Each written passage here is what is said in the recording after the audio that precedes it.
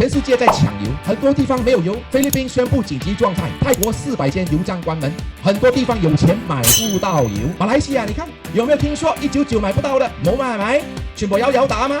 啲事大家都有份啦，啱冇？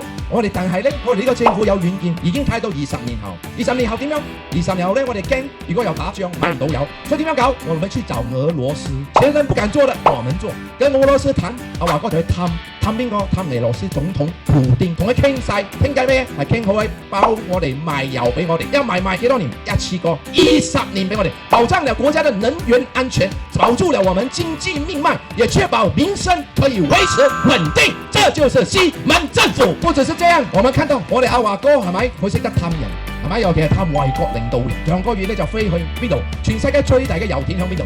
唔係喺沙特阿拉伯，全世界最大嘅油田喺邊度？喺都麥基斯坦。我哋首相去同都麥基斯坦總統傾，一傾口勢，佢哋就指定最大嘅油田就交俾一個國家去管理去發展，唔係美國，唔係英國，唔係中國，係馬來西亞。所以呢個證明乜嘢？呢個證明呢個政府有做工，識做工，係咪？